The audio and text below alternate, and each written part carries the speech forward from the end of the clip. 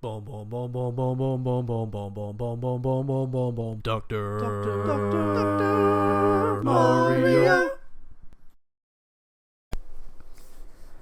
Thank you for joining us and welcome. This is your host, Dr. Mario.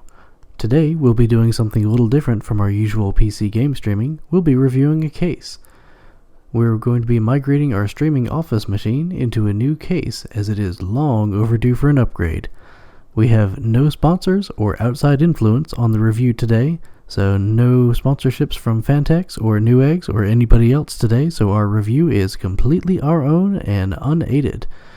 If you do have any suggestions for future content, testing methodology, or questions regarding our testing today, please leave a comment down below and we'll get back to you as soon as we can.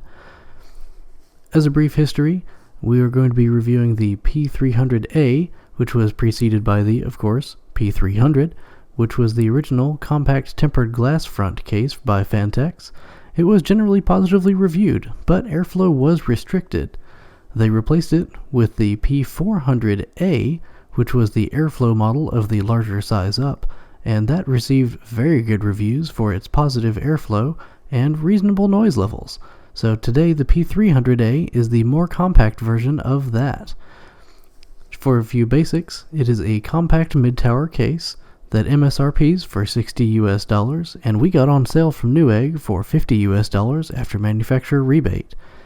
Being a compact, it only accommodates a 200mm power supply and a 355mm graphics card, though you can add on the proprietary vertical GPU mount from $38 off of Amazon. And on the tower coolers, it only accommodates a 165mm cooler height, so do be careful. It fits the standard ATX, micro ATX, and mini ITX standards of motherboards. It is a full metal body construction with a 3/4 window. The power supply compartment is actually a structural, so it's not just a shroud, it is built into the case for rigidity. The front panel is the advertised mesh is its big selling feature. It is supposed to improve airflow and also act as a dust filter.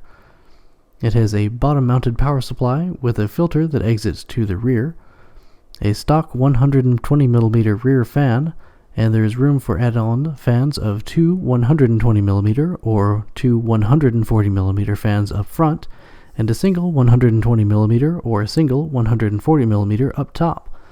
It advertises that it can handle a 240 or 280mm radiator up front, or a 120mm rad in the rear, but no 120 or no 140 up top, as the case is too close to the motherboard to install a radiator on the top mount.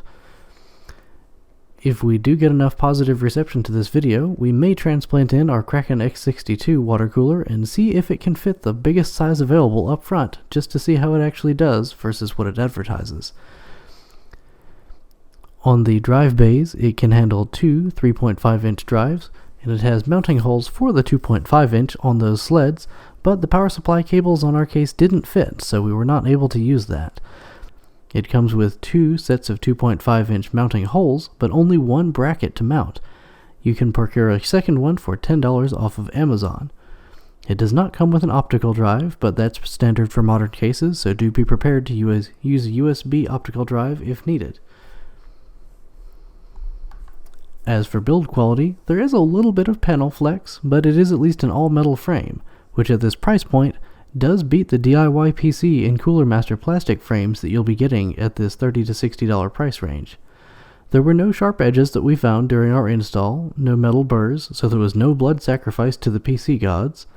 It does, however, get fingerprint stains pretty easily and does oil spot rather easily, so do be careful if you're going to be handling this case a whole lot. The glass mounts from the back, which does remove via two thumb screws. It is fairly easy to remove. It is nice that there's not the rubber grommets on the front of the glass panel, so it is pretty seamless for being a small glass panel. The fans do mount pretty easily. There's holes for the 140mm fans up front and slots for the 120mm fans, so you do have some flexibility. The dust covers on the top and the rear are pretty cheap, so do be aware that the dust cover on the top is magnetic and slides pretty easily, so watch that if you're going to be moving your case regularly. And the power supply dust cover does exit to the rear, so do be aware if your case is in a tight location, you may have to move the entire case out if you're going to clean your power supply fan. The front mesh does seem pretty solid, though we're not quite sure yet how well it's going to filter dust. We'll see that in more of a long-term review scenario. It doesn't seem louder than our Phanteks 300 front panel, and when we reduced the fan voltage to 5 volts, it did get our case noise down to an acceptable level. The power supply mounts are okay at best, though we would have liked some alignment tabs to keep the power supply centered on the install, but it at least was reasonable to install even though you have to prop it up during the install procedure, and hopefully you won't have to do that often. The 3.5-inch drive sleds are flimsy plastic, no vibration damping here. The two 3.5-inch drive bays can interfere with the power supply cables, so if you have an extremely long power supply, be very careful. The 2.5-inch drive bays are shockingly solid. There is vibration dampening, even though there's not traditionally a reason for any vibration dampening if you're going to be using a solid-state drive. It is a bit silly to have to buy a second 2.5-inch drive bay, but you do what you must at this price point. And it would be nice if you could fit a 2.5-inch in the 3.5-inch sleds, but using the middle connector on our power supply cable, we weren't able to get the proper cable. The standard is 9.5. There are holes drilled for micro ATX and mini ITX. We didn't verify the standoffs were in the correct position, but we may do so in the future if necessary. We have plenty of cable cutouts around the case, but no rubber grommets to be seen, so you will see your cables coming to and from the power supply compartment. In our case, a 90-degree 24-pin cable fit perfectly in the openings and did clean up the look quite a bit. The back panel I/O is thin, but the PCI expansion slots are very strong. The expansion slot covers do have an air gap, so do be aware if you're going to be using negative pressure that you may be sucking air in through the back of the case instead of a more desired location. The expansion slot gap is likely for the vertical GPU mount, but we're not able to test that today. In our system that we're working with, we're using a bang-for-the-buck case, so we'll be using a bang-for-the-buck system using some old recycled parts and a few new.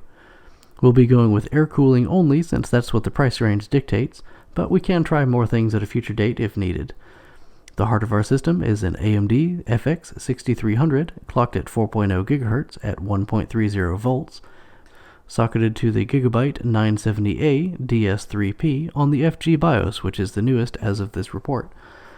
We're running 16 GB of DDR3 memory at 1600 MHz in 4x4 layout, and our graphics card is the Asus Radeon 570 Strix 4GB model, and you will be able to hear some of its nasty coil whine under load. Our power supply is the HX520 semi-modular unit, and our storage options include an Intel 520 240GB SSD and a Western Digital Blue 320GB storage drive. We're adding in two extra 120mm fans up front based on the Cooler Master Bulk Pack, which is the cheapest fans available, so the noise and airflow is probably suboptimal, but it fits what we're doing here today. In our testing, we measured idle temps with HW monitor and with AMD overdrive. With the FX CPUs, we do get a thermal margin instead of a real CPU temp, but it still at least shows the temperature difference under load. The GPU and the motherboard temps should be accurate though. The room temperature is 65 or 66 degrees Fahrenheit, which comes down to 19 degrees Celsius, and there's no overhead fans, and we're under a desk with no carpeting. The load testing was performed using Prime 95 on the blended test and Furmark torture test at the same time to artificially max out all temperatures. The temps were compared using an Phanteks 300 with a front and rear 120mm fan and a top-mounted 200mm fan.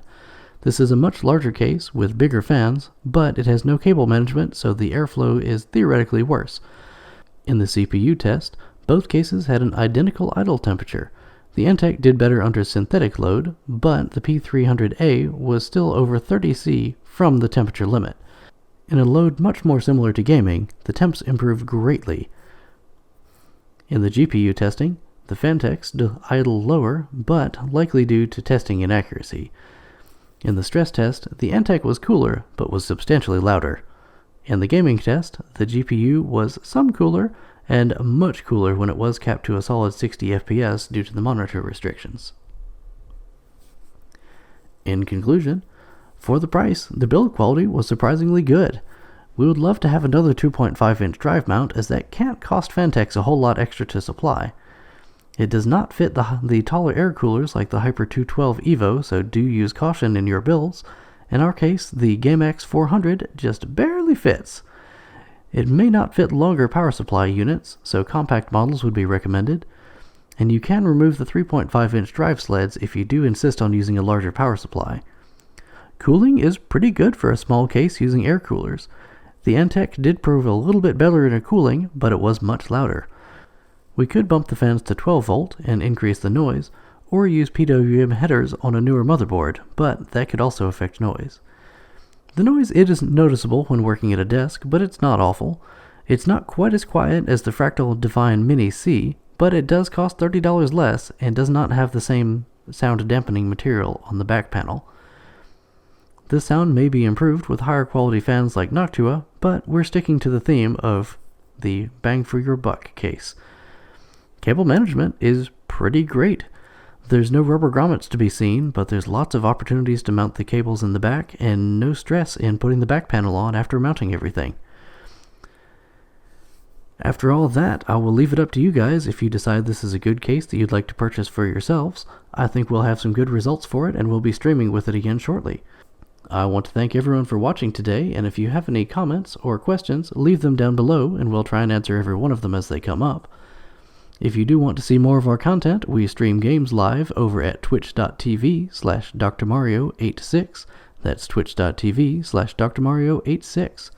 And if you want to reach out to us more directly, you can catch us at Twitter at drmario_farmd. That's at drmario_farmd. Thanks for joining us, and tune in again when we'll hopefully have more hardware reviews and plenty more gaming.